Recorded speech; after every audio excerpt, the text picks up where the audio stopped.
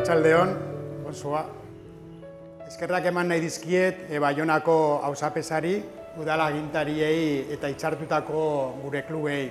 Atletik klubek hiri zoragarri honetan izan duen harrera bikainagatik.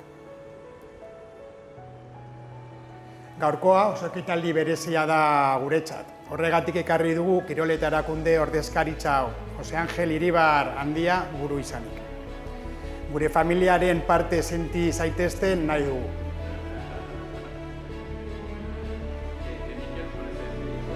On a assisté en tout cas à la signature d'un accord tout à fait historique entre l'Athletic Bilbao et l'un de nos clubs de foot à Bayonne.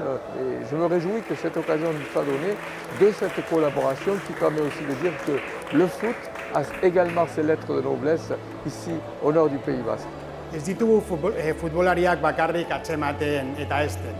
Munduan filosofia bakarra duen klub baten balioak dituzten pertsonak ere bai. Atletiken arrakasta zuena ere da.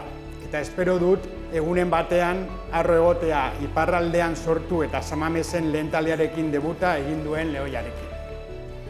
Ametsak bete egiten dira.